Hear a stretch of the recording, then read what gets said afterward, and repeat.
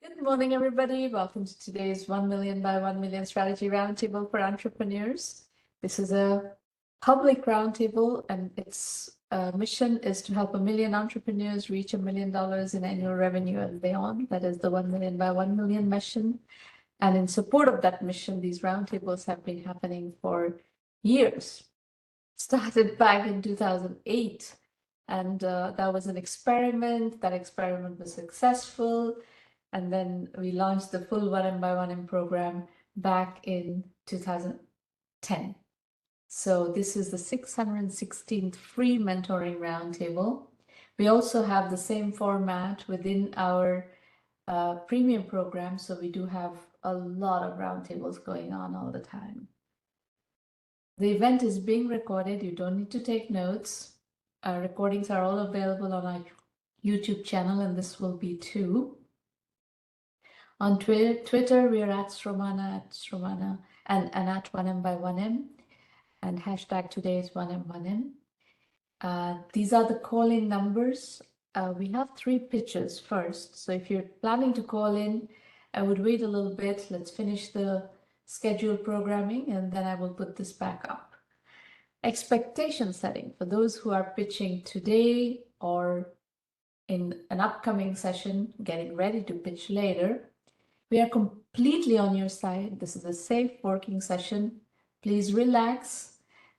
Let's just work on whatever you need to work on and try to move forward. If you disagree with what I have to say, your choice. Don't feel bad. It's really your prerogative to disagree.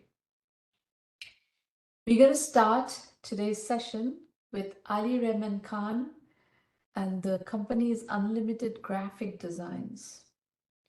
Okay, Ali, please unmute your line. Tell us what this Unlimited Graphic Designs is. Sure. Ma'am, am I audible? Yeah. Sure. So before moving further, first of all, I would like to thank you for sparing your precious time for mentoring and sharing your valuable experience and giving your feedback on our startups, for supporting entrepreneurs and giving back to the community. It's highly appreciated, as there are very rare people are being found who contribute back to the community and support entrepreneurial community in a global ecosystem. That's been highly appreciated. So before, so let me introduce myself. I'm Ali Rehman Khan. I'm from Pakistan. I'm a social and tech entrepreneur.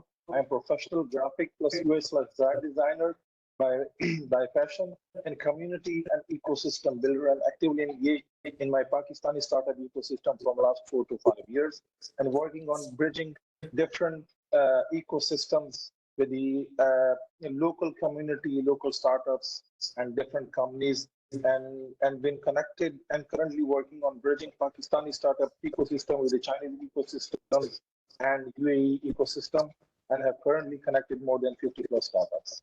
So this startups is that is the name of a Design Crunch, which has introduced an unlimited graphic design services at flat monthly affordable rates. So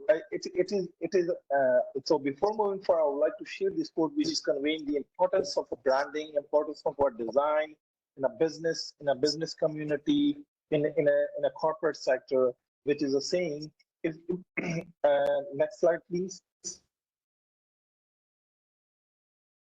Which is telling the importance about the design. If you think a good design is expensive, then you should look at the cost of bad design. The cost of a bad design, which is clearly narrating the importance of a design in a business, in any industry, why it is important, why we should brand, or why we should focus upon. Next slide, please.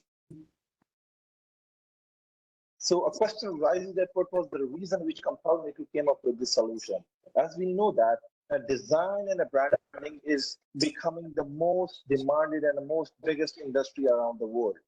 But unfortunately, a lot of employers are still facing a lot of problem with the graphic designer and with the creative process. Like it is highly expensive. There is a limited flexibility.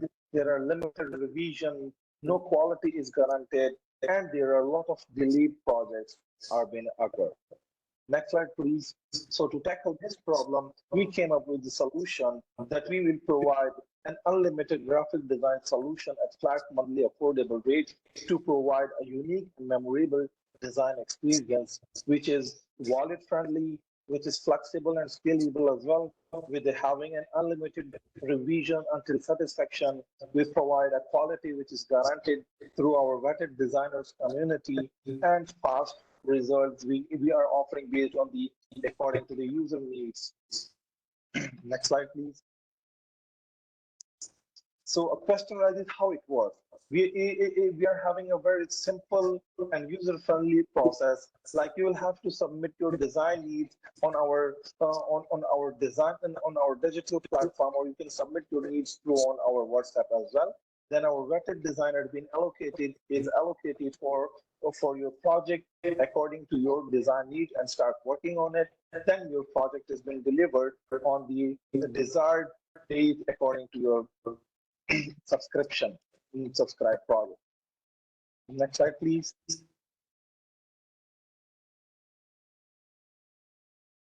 Next slide, please. So these are the services we are providing we are providing around more than 100 plus services. So it is a kind of a one-stop solution for all your creative needs. So our target audience is like startups, corporate, educational institutes, hotel and restaurants. Next slide, please. So our value proposition, it is important that how we are unique and different from the existing people. As it is mentioned, that we are offering an unlimited design requests on a monthly basis. We are offering an unlimited design revisions until satisfaction. We are providing a same day or same day turnaround based on the project subscription, 120 plus design services. Dedicated and vetted designer has been allocated for your project. A dedicated project manager has been allocated, and a fast delivery. This is our project plan. Next slide, please. So if we see, it has a huge market size to be captured. If we see $45 billion of global graphic design market, $14.5 billion is the USA graphic design market, and $2.5 billion is the UK graphic designer, and $35 billion is a UAE design market. These are our competitors which are currently working in the market, offering an unlimited design services around the globe. Next slide, please. So these are the key clients which we have served till yet. So, Ali, how big is the company now? How many people do you have? What kind of revenues? How many customers? Yeah, that has been mentioned in next slides. Can you move to next slide, please? Yeah, this is our traction. So we are just around 11 to 12. We are around just 11 to 12 months old, in which we have generated around more than a 1 million PKR gross revenue, served around 15 to 20 plus clients, which includes international as well as local as well. 1 million, your graphic shows $1 million in revenue. That's not true.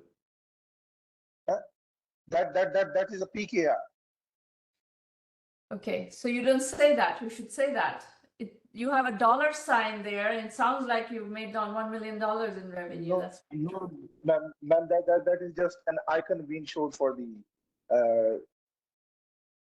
That is just an icon. We have mentioned below 1 million PKR gross. What is 1 million PKR in US dollars? 1 million PKR. That is around 3,000 or around $3,000 to $5,000. $3,000 to $5,000. Yeah. Oh wow. Okay.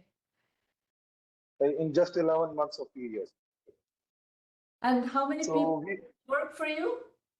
And so currently we are around 4 to 5 people. Like on a full time, we are around working 3 to 4 people. There are 2 to 5 people that are working on a project basis, and one person is working with us virtually. And you're here to ask for funding? Sorry, ma'am. Are you here to look for funding? Is that what you're saying? You're here. You're looking. No. That was my old slide. That was my old slide where I was pitching for the funding. So I'm just here for getting a guidance and mentorship. How can I get a qualitatively? How can I? What is this slide? So that is an old slide where I was pitching for funding. So I'm not asking for funding here. Okay, because this is not a fundable situation. It is not a fundable deal. So then definitely, ma'am. Definitely, ma'am.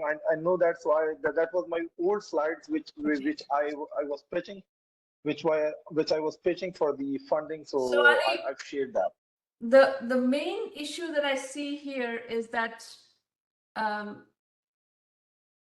if you try to scale this company, if you have a very small company with a small number of clients and you really want to give them this kind of unlimited revisions and, you know, until client is satisfied on a fixed price basis, yes, it may work. But the minute you try to scale it, it's not going to work anymore, because, you know, people will come back and keep asking for revisions, and you will not be able to deliver that profitably.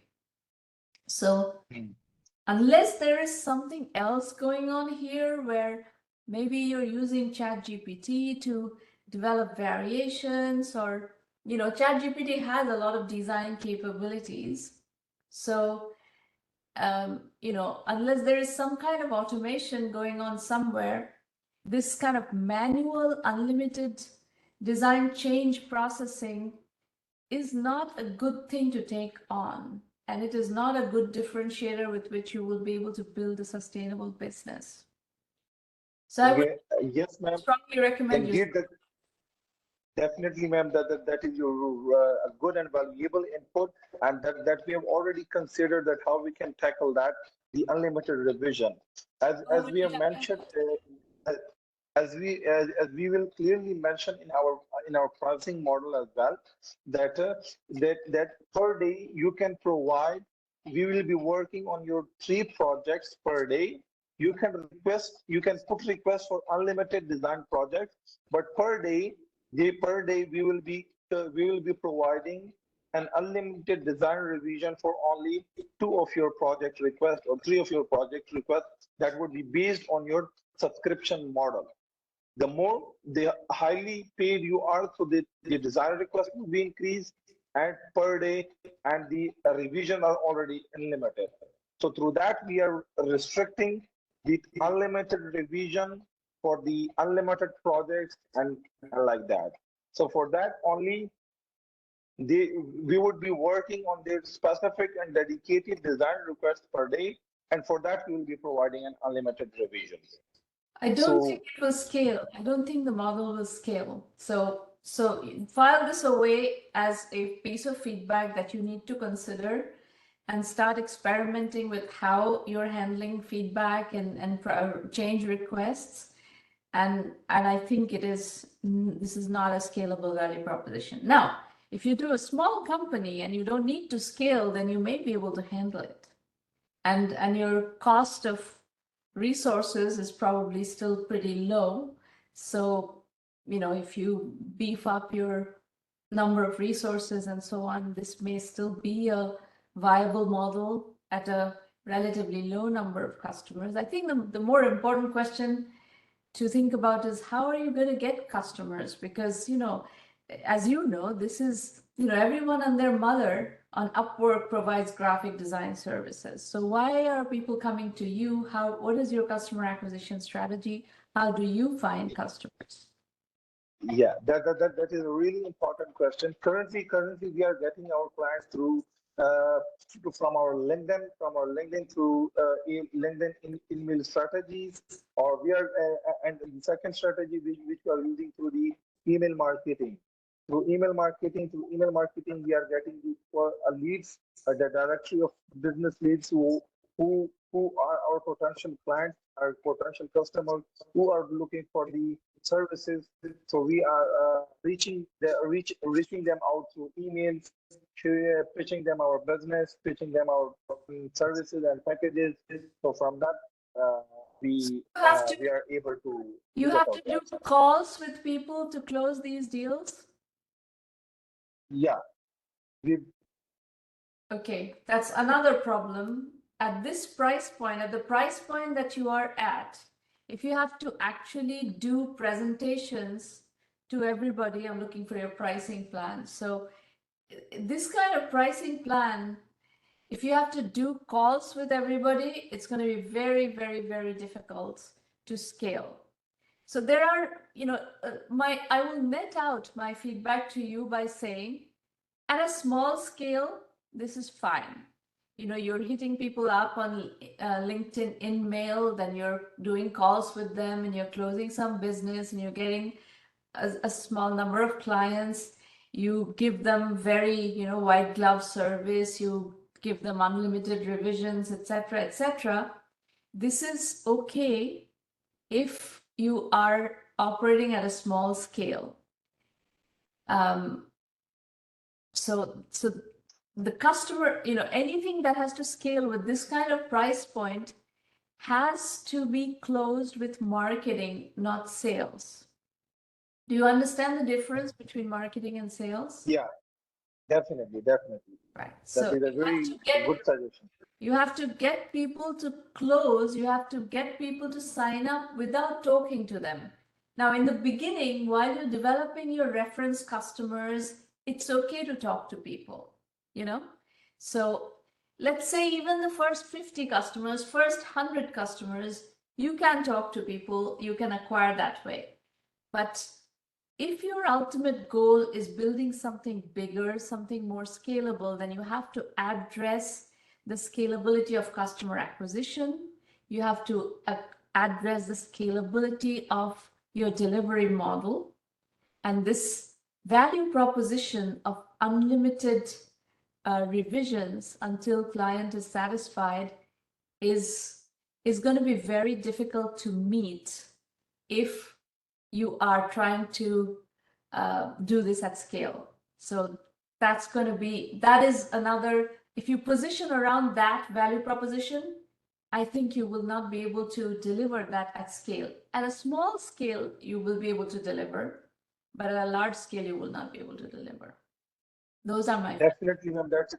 That is your good feedback, and I have noted as well. So, what would be your recommendation and advice against this? How we should mold or position ourselves in a market for the same services or for the same So my business? suggestion would be, if you are, you can use this kind of model of trying to get people to sign up as a subscription client on a long-term basis.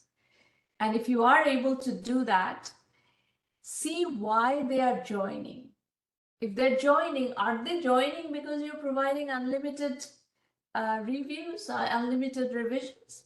Or are they joining for some other reasons? If you can get up to, let's say, 100 subscription clients and develop relationships with them, make them happy, make them satisfied, gain their trust, then you ask them, why have you chosen to work with us? Is the primary reason you're working with us this unlimited revisions, or is there some other reason? You need to find a different positioning. You're going to have to pivot the positioning to something that is a more scalable positioning. So for the short term, you can go ahead with what you're doing, with the same positioning that you're doing, and build up a customer base, some relationships, etc. And then you can figure out what their needs are, what are they looking for, and I think you will need to switch this from unlimited revisions to maybe 2 revisions per month or 3 revisions per month, something that is finite and that is not unlimited. You can get the customers to begin with, and then you see the behavior. How many revisions are they needing? People don't need unlimited revisions to converge on a design. Unlimited revisions may be an irrelevant value proposition. So you don't necessarily need to position around unlimited revisions. And you will definitely not be able to deliver on that if you try to scale. So that's what I would start, working on testing and morphing the positioning. Definitely, ma'am. Thank you for your valuable input. Definitely, I've noted that as well, and it's really important that. So the thing which I have perceived from your feedback is, if I'm not wrong, that you are saying that we should, at initial level, we should go with this unlimited design model to get maximum subscription. So after getting those subscription, for retaining those subscription for a long term, we should focus and niche down our USP or specialty either to any specific like social media branding, like corporate branding, or any other niche. No. That's not what I said. It has nothing to do with branding. Positioning and branding are not the same thing. You probably don't do you understand the word positioning? Do you know what that means? Yeah. Positioning is something that people know you for something in the market.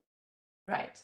So what is the value proposition, and to whom are you offering that value proposition? So what is the target customer? And you have to really segment the target customer and offer a value proposition for a particular customer base. That is what you're going to have to play with. It has nothing to do with branding. Positioning and branding are not the same thing. So what I'm telling you, you need to really work with is your positioning, because your positioning needs to be tinkered with. Okay. All right. I will go to the next presenter. Thank you, ma'am. Thank you for your valuable feedback. Highly appreciate it. You're very welcome. Hello. Yoroki Kamimbua, you're up next. No, I'll be doing the 5-minute pitch. You'll be doing the pitch, okay, Charles? Yeah. Have you got the updated slides? Yes, let me put the updated slides up. There we go. Great. So thank you for your time. Skori is a climate education startup determined to equip the global youth with relevant knowledge and skills for their futures, help build resilience, help manage the climate change that we'll have to live with. The team, so me and Yoroki are co-founders. Yoroki founded the Centre for Policy Research Africa, which is a founding partner of the African Union Think Tanks for Peace Network. He also was the principal youth officer of Botswana.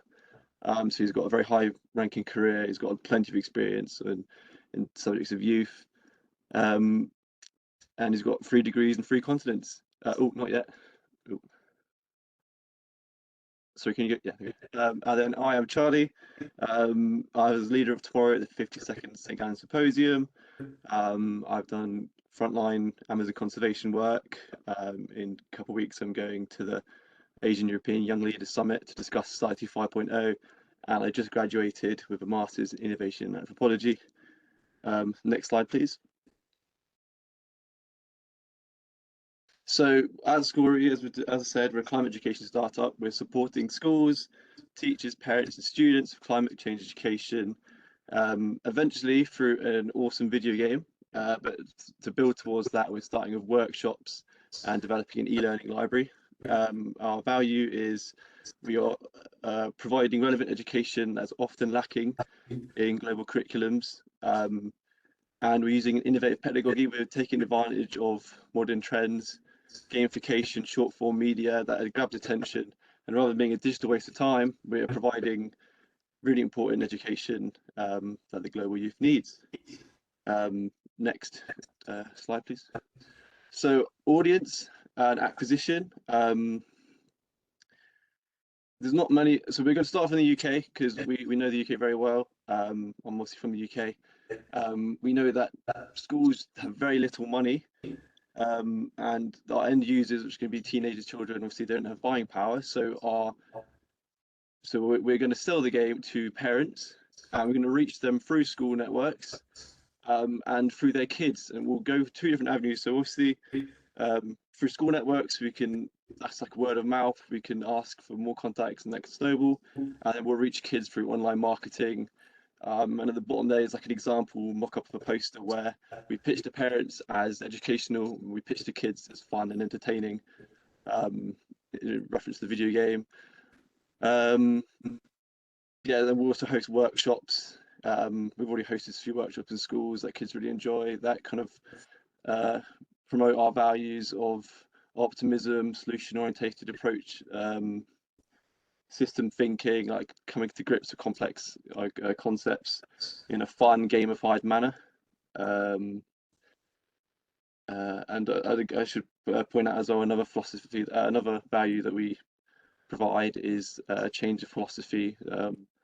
We make sure that the children are fully aware of the importance of environmental value, and perhaps there's something called systems value, which puts environmental value before profit, and that's kind of something we preach. Next slide, please. So validation, incredibly validated. So we started off with some secondary research, looked around Europe, looked around the world, plenty of articles, plenty of academic journals discussing the lack of climate education.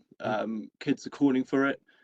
So there's some stats there. 70% of European countries agree there's insufficient climate education in curriculums in 2020. Yeah, I know firsthand kids love the product. They want more climate education. We all know there's a problem, but no one's being taught the solutions. And there's also a big issue with anxiety and well-being on the subject. So that's where we come with our optimistic, gamified manner. We can approach this complex, stressful issue, especially talking to kids. And even the teachers themselves get stressed out. So we support the teachers, we support the kids, and we sell to parents. And we'll do it very innovative, fun, gamified manner with our video game. Yeah, next slide. And so yeah, and we've taken it into schools. We've had great feedback from teachers, students. We have a good e-learning network as well. So I've managed to speak to some founders and experts in that space. I have a question here. Yeah. Stop for a moment. When you say schools, what grade are we talking? You have all these things: nurseries, teachers, secondary school teachers, secondary school students, parents. Yeah. Where are we planning to start this? Because the needs of those different segments are completely different. Yeah. So we're going to start off with 13-year-olds. So in the UK, they'll be just starting secondary school. We believe there's this kind of the age where you kind of learn about bigger societal problems. But also so 13-year-olds in the UK, are they being taught anything about climate change in their schools? Is there any effort currently in the schools to include climate change education? So there is in subjects like biology and geography. This is a wide systemic issue. A lot of the children that we spoke to have said there's not enough teaching. It's not prioritising the curriculum. The curriculum hasn't been updated in 50 years. We know the Ministry of Eco-Education, which is a new branch hoping to become government affiliated, that are pushing to incorporate climate change much more abundantly in the curriculum. I've also the sustainability champion at university from the School of Innovation, and my job was to help incorporate sustainability and environmental education there. So throughout the school system. Hold on. You told me that what you're trying to do is get schools to recommend your programs to parents. Yeah. That means you're going to have to first convince the schools before they recommend to the parents. Oh, definitely. Yeah, no, we've got an abundant network of schools in Bristol, worldwide. Actually, we've got a foot in loads of schools worldwide, and so far every school we've approached, they want help with climate change education because teachers don't know how to teach it. So there's a big issue with being able to teach it, and that's where we provide our service. So just to be clear, validation is talking to the market. Yeah. So when you present this slide doesn't tell me anything about validation. What you need to say in validation, what you need to say is, I've talked to this many schools, this many secondary schools, and this is what I've learned. And I've talked to this many parents, and this is what I've learned. This many parents through those schools, and this is what I've learned. So that to me is validation. Just putting up a bunch graphics on a slide is not validation. So we've the schools we have approached, we've spoke to the teachers at the schools and they have validated, and then the kids as well. So they're the roots to the parents that I was talking about. No, I hear what you're saying, yeah. Kids or teachers are not validationists. I'm saying the teachers will have to say that they will recommend, but they have to recommend you to parents, and then the parents will have to validate because they're the ones who are paying. And if they don't pay, then you don't have a business here. So that's the validation loop you have to get a statistically significant number of parents to say that they're going to pay. And ideally, you need to get them to pay for something in short order. That's validation. Okay, cool. Okay. We've briefly spoke to parents, but yeah, you're right. That'll be our next step. Will be to get a bigger pool of parents on board. So for everybody who's listening to this discussion, validation is really important. You should not write a line of code without doing really deep validation work. You know, I don't want you to go and build any of this curriculum, games, etc., until you close this full loop of talking to teachers and parents and getting those two assumptions validated, that teachers will recommend to parents and parents will pay for what you have to offer. So you need to have a statistically significant number of good, solid conversations to understand how this is going to happen within the UK school system, and that is validation. Okay. So we have been validated by teachers, but yeah, parents definitely, and more teachers. We can get involved in more teachers. So thank you. Cool. We'll go to the next slide then. I'm unable to go to another slide, so I'm not sure what's happening here.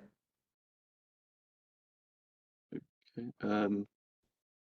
Oh, I assume that's the end of the, that's right, that's the end of the, I cut off the last slide, sorry.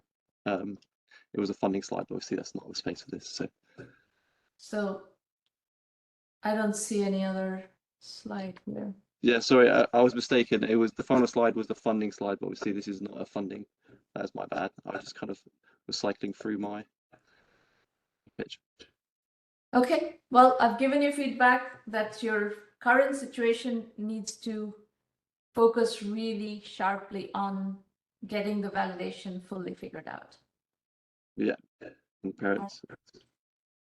Cool. Okay, we're going to go to Charlene and talk about Laika. Charlene, please unmute your line. Thanks, Romana. Can you hear me okay? Yep, we can hear you fine. Great.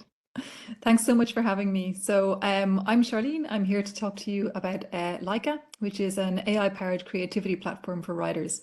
And I just want to say it's a super big honor to be here because my partner and I began Laika sitting around our kitchen table watching your Udemy courses on building an AI startup and on bootstrapping a product-focused software as a service. So I'm very happy to hear that.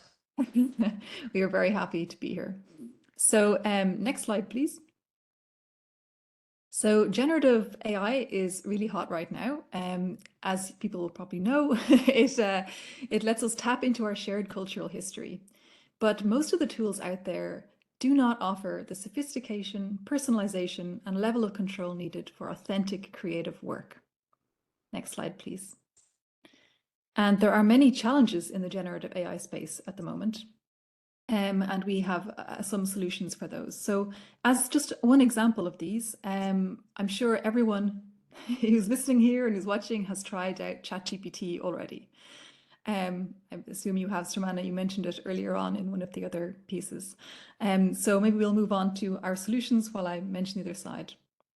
So ChatGPT, it's really fantastic. It's a wonderful tool. It's great for all kinds of things, but it gives the same content to every user. And that's not super useful for a fiction writer.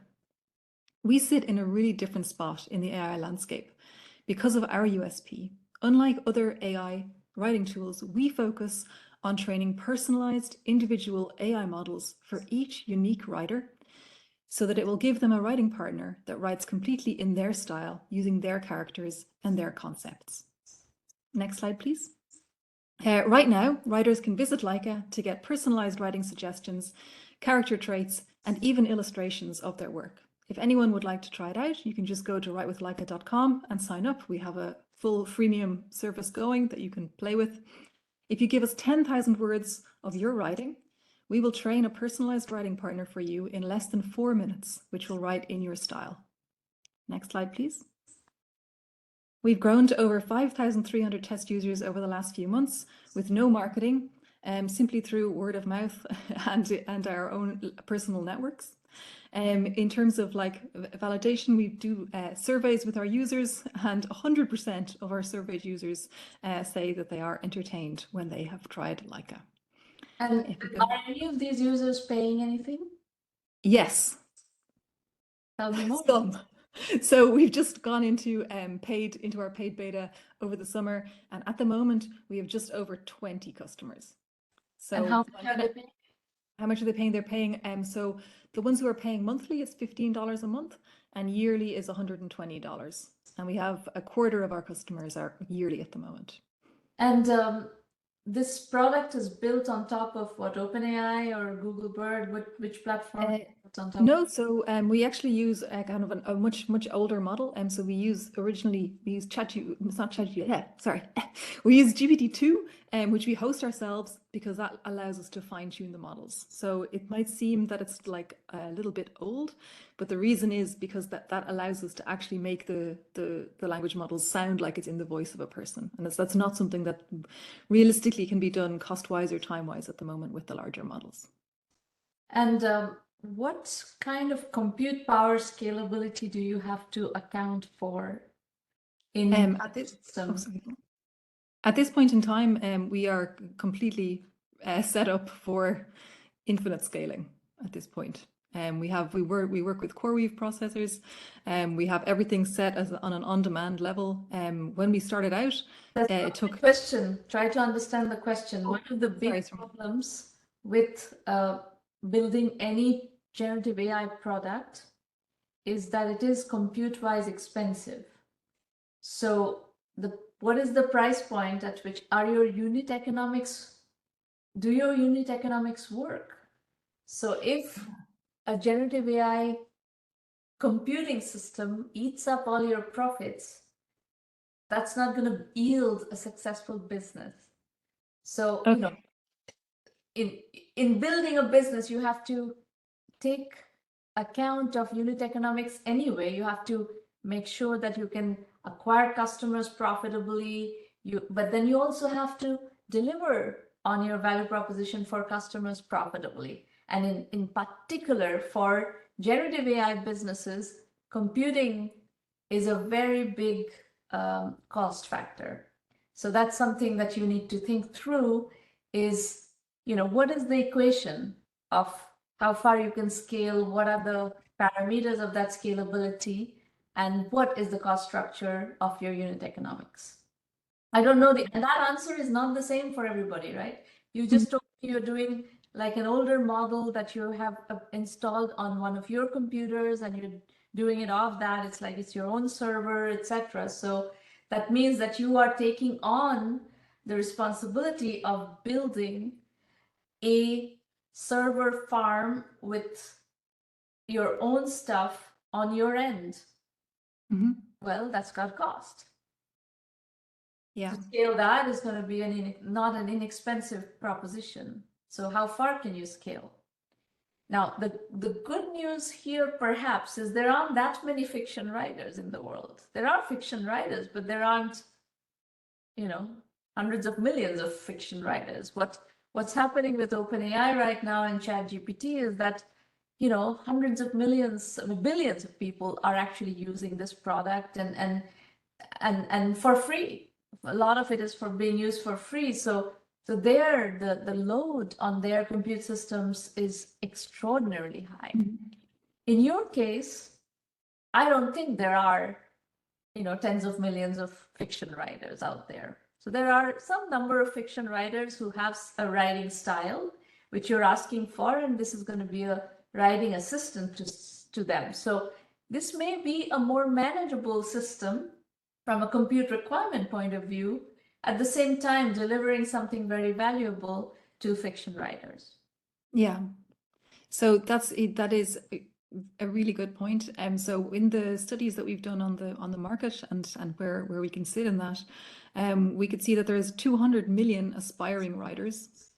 But that, of course, decants hugely down into only 200,000 professional writers and video game writers kind of worldwide who are working in English, because right now we only work in English. So that's also an important consideration for us. So that is kind of our current target market, but that kind of bigger pool of the aspiring writers is also huge for us because of things like fan fiction. You know, people who work with fan fiction are also very interested in having things that work in their own voice, and also in writing with other people's voices. So for example, writing with the thing that you need to be careful about here is your statement that it's freemium. Because supporting free users at scale with a generative AI product is going to be impossible. Yeah. So you can give a short free trial, a quick free trial, and you have to switch them to paid users immediately. Yeah, this was one of my questions for you actually, Sarmana, that I was going to ask you at the end, but this seems like a good point, which is one of my fears kind of around our move into having customers, which we've only been doing for a little while now, has been that our free product is too generous. It allows people to do too much because it's endless. And they can use all the functionality of the product, and basically the only thing we gated behind the paid product is the ability to have your model be private, so not other people using it. So if you come in and want to give make as little as possible as a free product, and give as much as possible in the paid product, and really limit what people can do. I mean, see, the thing is, I kind of do not like the freemium model because conversion is very low on freemium. I much prefer free trial. Yeah. So why don't you maybe give what you're giving to the free users, but only for a limited duration? Yeah. You know, you can do one project using the free product, or 3 projects using the free product, and then you're out. You have to either go to premium or you're done. Yeah. You know? So I don't think you should you should support a large base of free users. That is, especially in a compute intensive situation, this is going to be an absolute unmitigated disaster for you. Okay. I am taking this back to the team first thing in the morning. So yes, onto the business model. So we're currently working with both B2C and B2B software as a service models, or trying to. You have helped us perhaps to move closer in that direction. So on the B2C side, we're using freemium, as I told you, and just moved into beta of paid beta. And on the B2B side, we just launched our API a few weeks ago. So that allows other people to basically use the content that Laika produces and put that into any kind of framework that they want to have. And we're pursuing a few leads of that with game studios. But of course, OpenAI yesterday just brought out OpenAI Enterprise, which is a little bit in our corner of what we were trying to do there. So we're still looking at the leads there, but we think that the B2C side is slightly more interesting for us at the moment. OpenAI Enterprise is going to be a marketing product. It's not going to be a fiction writing product, I don't think. Yeah, but the savvy the savvy people out there might use it to their own advantage there. So the thing we're hoping on. A lot of how you go to market depends on how you position, right? So I think if you position specifically for fiction writers, this is why I like niche positioning. I don't like spray and pray. I like niche positioning, especially for small startups. Pick a segment and really go deeply after that segment. So here, as long as you go deeply into the fiction writer segment, and aspiring fiction writers, not aspiring writers. What you need is aspiring fiction writers, right? Yeah. So if you can get the aspiring fiction writers and the fiction writers and get them to pay, maybe this would be fine. As something a little bit off center from where OpenAI is going with enterprise. Of course, you have to always watch competition in large situations like OpenAI, where they are these, not a £1 million gorilla, £1 billion gorilla that has just hit a $1 billion revenue mark, how they encroach into your corner is something that you have to watch. So you have to figure out how you differentiate and how you build value on top of what you're doing. And, you know, it's something that needs to be kept in mind. Yeah. One last piece on that last slide from the business model is on the IP side. So under the platform part is the idea that we wanted to kind of profit share with writers as well, so that if writers who have like their own following and their own base want to have their brain on Laika so that other people can work with it, they would get a cut of whenever anyone works with that. But that's one of the things we need to wait until we have funding for, because this is not how writers work. I don't think writers. Well, this was more for the fan fiction writers. So like the fan fiction writers who are really deeply into particular fandoms than the professional writers. I see what you're saying. Okay, fair enough. But I would think that people are going to get a bit kind of queasy about people writing in their style, but they so far they do. So far, that's the current climate around AI and writing is not super friendly, I would say. And so we are hoping that we can don't help. offer a functionality that will piss off your real target audience. You want the writers to be using your product, and you want them to be able to really deeply develop their writing style and get your writing assistant to help them work within their writing style. Because the literature is, to really differentiate in literature is not easy. And now you're trying to get technology to to really aid in that process. Well, okay, great, but there is also all this dilution that could be happening if people start using other people's writing styles, and then there's plagiarism, then there is stuff out there that is, if you do that with my writing style, people writing in my writing style, stuff that I have not written or authorized or approved or anything, I have no control over this, it would piss me off, really piss me off. So I hear you. But I'm very happy to see what you're doing. I think it's really, really interesting. And because I'm a writer, I can completely understand what you're trying to do. And I think it's really cool. But be careful of not stumbling into corners where you cannot back out of. Yeah. That's really good advice. Thank you. So yeah, our team, we have a lot of experience. I used to be a project manager at Google and Facebook, but I've spent the last 10 years as a video game writer. Martin is the computer scientist who's founded 2 game studios and is a professor at the local university here. And Riddhi is our excellent CTO who is just brilliant with all things on the back end. And yeah, we are supported by the Innovation Fund in Denmark at the moment. And if you want to go to the next slide.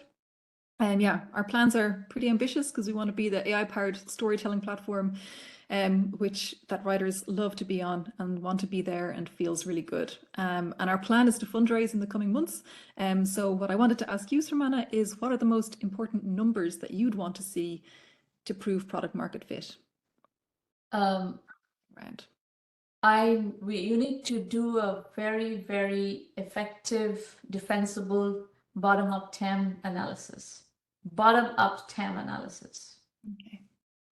So that's probably the number one thing that I would use to determine whether this is fundable or not.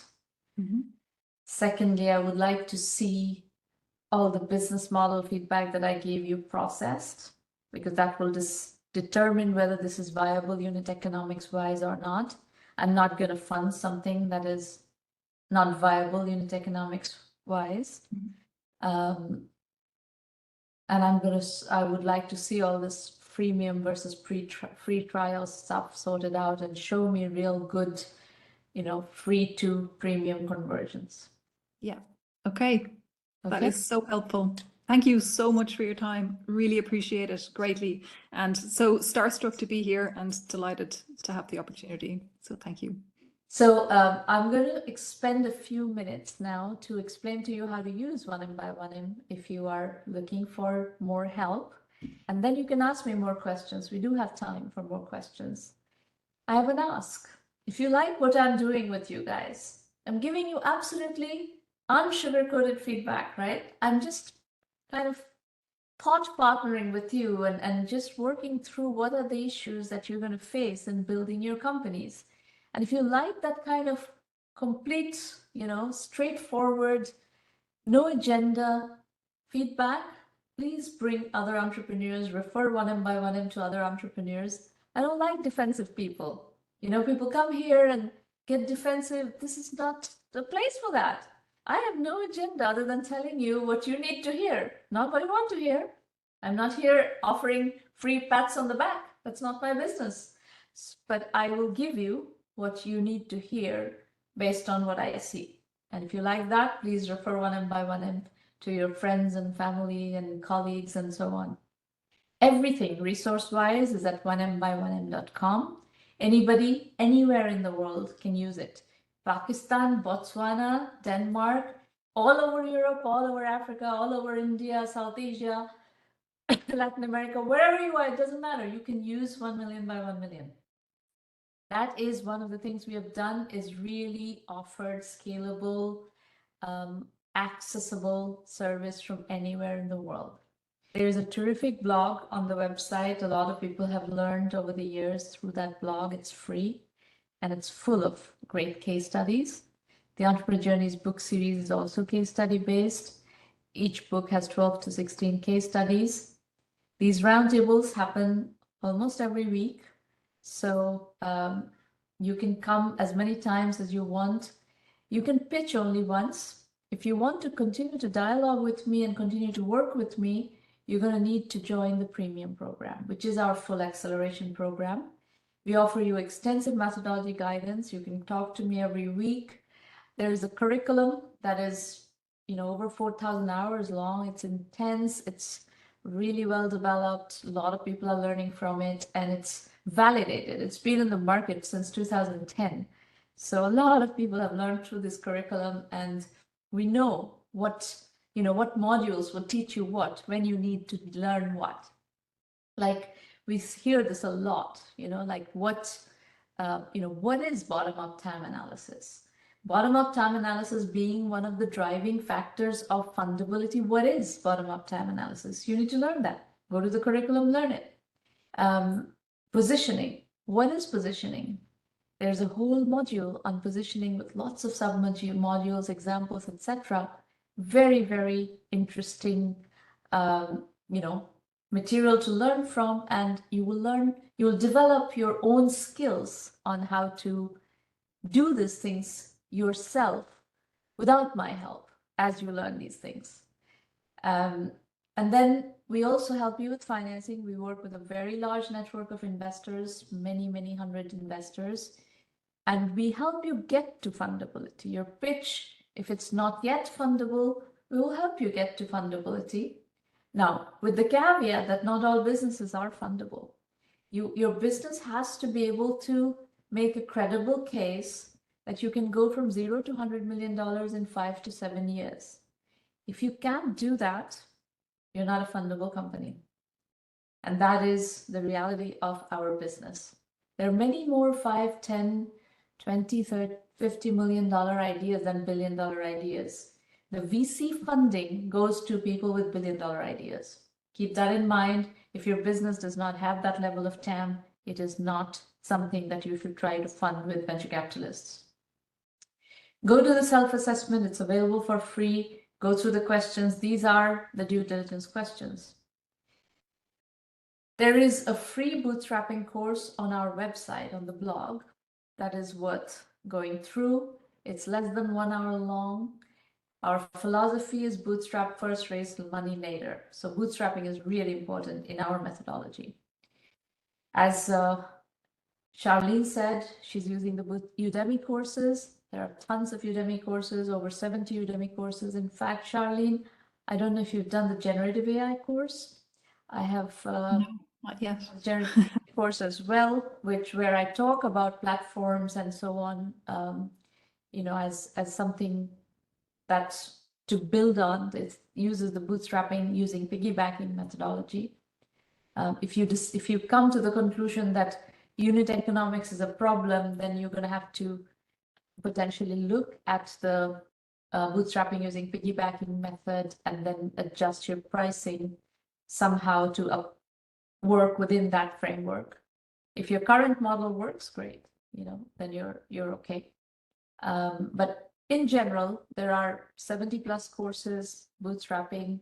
How investors think is a big topic that we cover. For those of you who are thinking about fundraising, think about that. And there are lots of domain-specific courses: AI, generative AI, online education, software as a service. All of these have healthcare, IT, fintech. All these have their separate courses on Udemy. You can go to where your interest lies. And if you go to, Maureen, please change this link in the next session. I've asked you before. If you go to the link that Maureen is going to offer you on public chat, there are coupons available for the Udemy courses on our blog. Every month we issue coupons and you get the courses at deep discount. If you want to access our entire 1 million by 1 million curriculum, we haven't given everything to Udemy. Like positioning, total available market sizing, all these are not available through Udemy yet and may not be long term. That's available through 1Mby1M Basic, our curriculum only option, which is $99 a month. So go to the website, dig around. It's very comprehensive. What to expect from premium, what to expect from basic, FAQs, video FAQs. The curriculum is described in great detail. The core curriculum is something every entrepreneur needs to do. And we cover bootstrapping, positioning, market sizing, customer validation, financing, customer acquisition, and team building in core. And then we have the electives, which are specific to different industry segments, domains, etc. So, you get a full description. It's all case study based. We've had thousands of entrepreneurs, successful entrepreneurs, share their learnings, their journeys, how they've put one foot before the other. It's an enormously effective way of learning from people who have done it before. It is entirely a case study based philosophy. Every methodology element we are teaching you is case study based. Someone has used it to great success. That's why we are teaching you that piece of methodology. Investor introductions. If you're coming to 1M, joining 1M because you want to raise money through us, please go through the investor introduction policy. You do need to become fundable before we introduce you to investors. So please factor in time to do that with us before you can be introduced to investors. As I said, our mantra is bootstrap first, raise money later. Do not go to investors as beggars, go as kings. And that requires preparation work. That's it. We have 4 roundtables in September. So please sign up. Charles, yes, we have time for questions. Just 1 second. You can, you're already on the panel, so you can just unmute your line and ask questions. And I will also take questions from the public chat. So if you're not on the panel, you can ask questions in the public chat or dial in. If you have questions about the program after today's session, Irina Patterson is your contact, irina@1mby1m.com. Charles, what is your question? So I was wondering, what kind of questions should we ask the parents? What kinds of questions should you ask the parents? You have to ask questions like, how important do they think is climate change education for their kids? And what are they doing to teach the kids climate change? Are they happy with what's being taught in the school? And if your program introduces, you have to explain what your program is going to do by way of supplemental education, and then ask them, are you going to pay for it? What are you going to pay for it? Thank you. Sabana, Yes. my pleasure to be connected to you. Just a quick one. Apart from validation, which seemed to be a big gap from our pitch, what more else has ticked with you? What has appealed to you on that pitch? You need to do all of these things. You need to do validation, you need to do precise positioning, you need to do market sizing based on business model analysis, pricing model analysis, and do bottom-up TAM analysis. You need to learn. If your goal is to eventually raise money, you need to learn how to do that. And we have a lot of material on financing. So, there's as I said, there's this core curriculum that we have. You have to pretty much master, as a first-time entrepreneur, you're going to need to master that core curriculum, all those aspects of core curriculum. Okay. Anybody else? I don't see any other hands up, and I don't see any other questions in public chat. So I'm going to wrap up the session for today. So just a minute. Did you say you're going to share the recording with us so that we don't take notes? Yes, the recording will be available on our YouTube channel within a couple of days. My pleasure. We have learned that it's much more effective and productive to have a good conversation when people are not trying to also take notes. So from the very beginning, we have offered recordings.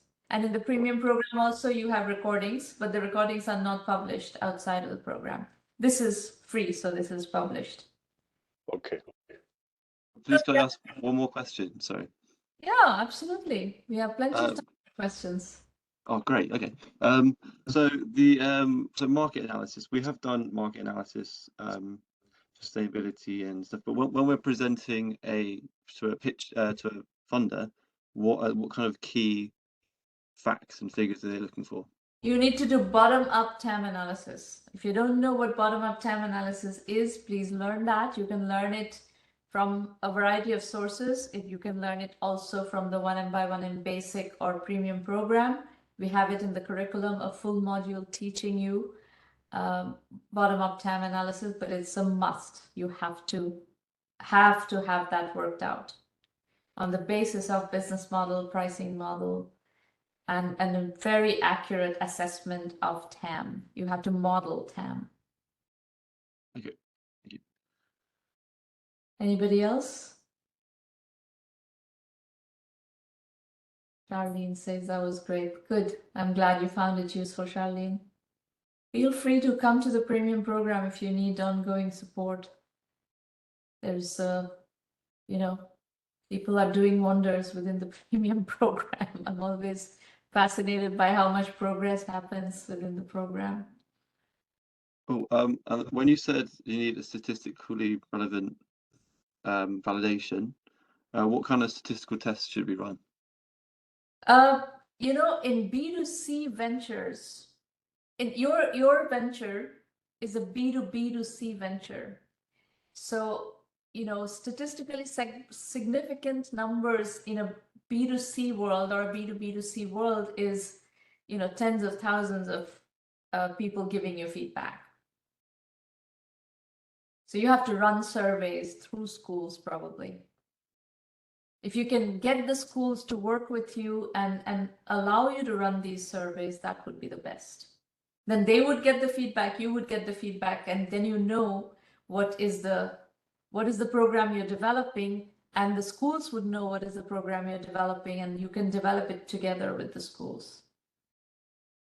Yeah, that sounds great. And then, there are other factors that you have to work with the schools on. Is like, this is a supplemental program that you're introducing to the school, right? Through the school to the students, with the parents paying. What are the credit implications, right? How does this get graded? Is there extra credit that the students are getting for this? All of that needs to be worked out with the schools. Yeah, we kind of wanted to pitch it as more of a video game to the children. So I'm not sure that grading, definitely e-learning. Yeah. But I'm just raising the issues that you're going to have to deal with. Okay. Um, When you said credit, sorry, what does that? What do you mean by that? meaning, like, is this counting towards the general performance evaluation of the students in school? Okay, yeah. I was thinking money. Sorry. No. Vic, you're asking, can you give us some general advice on offering services? What kind of services are we talking?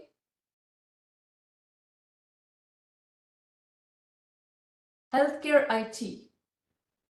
And what specifically? What are you talking about in healthcare IT services?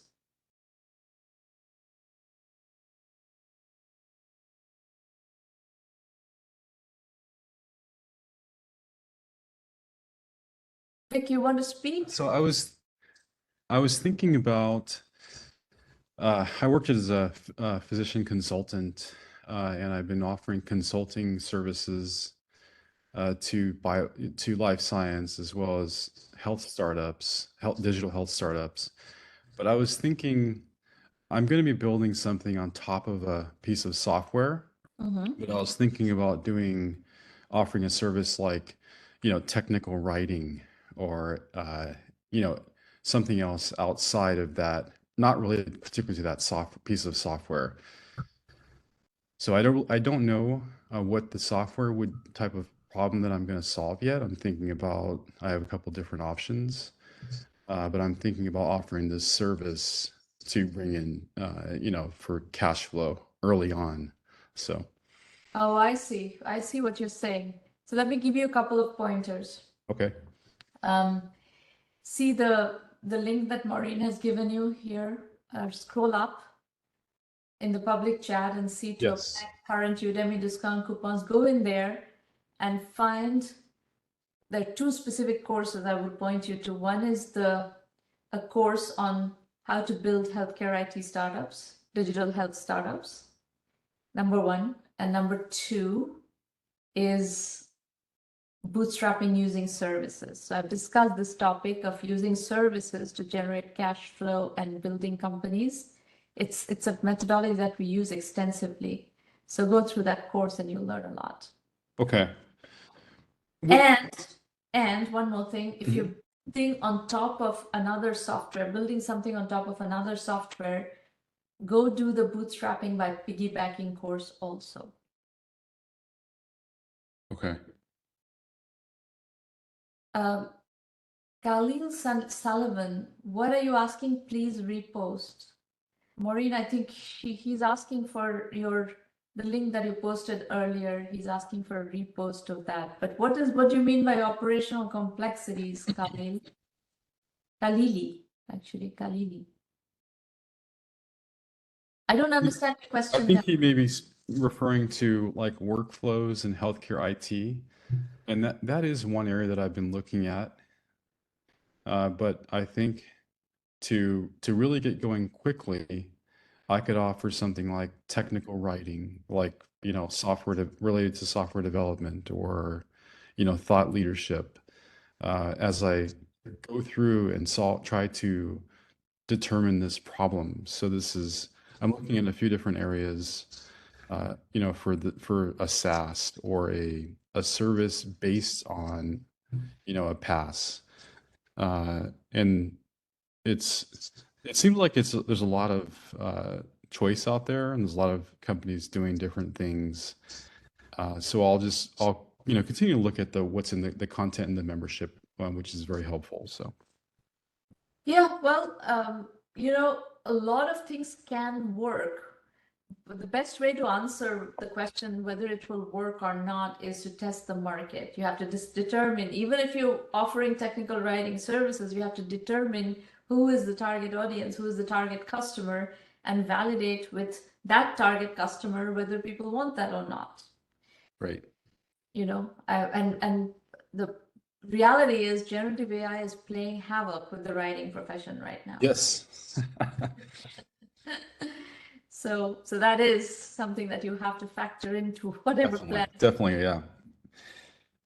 Yeah, I was thinking to look at something, a market like kidney care. I mean, I know you mentioned in, addressing the caregiver and patient and offering some type of end-to-end platform for, someone in that vertical, right? So a chronic kidney disease patient, for example, that's going through that, or diabetic patient going through diabetes, the different, like looking at the customer journey.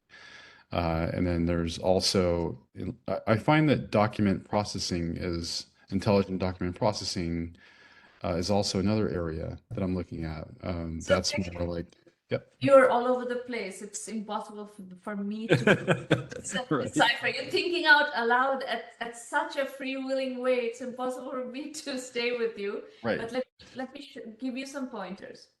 Do the core curriculum in the 1M by 1M program. So whether you do it through basic or premium is up to you. Basic gives you access to the curriculum. Premium gives you also access to me and the network. But I think you need to do the core curriculum, and position, validate, develop kind of according to methodology, not just this freewheeling way. And I think it will come together much more concretely and much more elegantly if you apply methodology to it than this like freewheeling, here's what I'm thinking and there's what I'm thinking. I can't work with that. You're Right. going to need to do some homework. Thank you. Yeah, you're welcome. Khalili is saying, I'm a healthcare union employee with Kaiser Permanente. Okay, great. And are you looking at starting something, Khalili? Divyadeep is saying mental health can be a good niche as well. There is quite a bit of stuff going on in mental health. Remember, anything you do, you have to keep sight of what's happening in the competitive landscape. So whatever idea you come up with, part of the validation process is to analyze the competitive landscape. And in any kind of fundraising process, that is very, very critical. Investors will want to know what is the competitive landscape. Okay, more great Q&A session. I love this Q&A session. Good questions, interesting ideas. Yeah, go ahead. Sorry. So imagine we get 10,000 responses through schools that we survey both end users, being children, about what they want in the game and what will keep them engaged, and parents about what would make them buy it. So we have all this data. It's looking great. What kind of, is there like a specific network of VCs we should approach for like an educational like video game space, or are VCs like broad, where they just like accept anything profitable? Oh no, there are all kinds of VCs. There are education VCs, EdTech VCs that would be your primary target audience. But there's some VCs who do more generic stage-based investing. So this is a concept that I deal with extensively, the concept of investor entrepreneur fit in my curriculum. So you have to keep in mind all of that. There's stage-based segmentation in the investors. There is segment-based, like domain-based segmentation, like EdTech in your case. And then there is geographical segmentation. You're going to do this in the UK. What is the Botswana angle? You guys are in Botswana. You're pitching from Botswana. What is the Botswana angle? So eventually, sorry. Yes, so essentially the model is similar. What we are looking into, the concept is to get as many of the private sector international development partners to infuse the sustainable development goals into the curriculum. So we are looking into investors who want to, particularly the banking sector, where they would be coming in to use greening policies. In Africa, we're having a huge issue with mining not being compliant to the environmental issues. So greening is one area. Hold on, this business that you pitched, I thought was being pitched for UK schools. Yes, so Mhm. What is the Africa angle? Are you trying to also sell these products in Africa, or what is the African? Definitely. Yes. So UK is a pilot, then we are going to sell it globally, Africa included. Yeah, there's just more money to fund it in the UK, so we can launch there, Yeah. and then we can fund perhaps charitable ventures. Because obviously this is those countries need. So for all practical purposes, at the moment you're selling in the UK, your validation needs to be in the UK, and your fundraising needs to be in the UK. Mhm. Okay, fine. That's what I was trying to understand, is what is the Botswana angle? Okay, well, We would like to fund. We want it to be built by Botswanan developers. So that will be where like the team is based. We want it to be a Botswanan brand, but it's just getting the money to get things rolling. yeah, the amount of money available in Botswana is very little, so I wouldn't count on that. Yeah. You are right. Yes. Okay. Anybody else? Any other questions? All right, great roundtable, folks. Thank you for coming. It was a pleasure talking to all of you and listening to your ideas and what progress you're making. Very, very interesting pitches, all of them, and I look forward to working with you. Good luck, those of you who are planning to pitch next week. I will see you next week, and anybody is welcome to keep coming to the roundtables. Bye. My pleasure.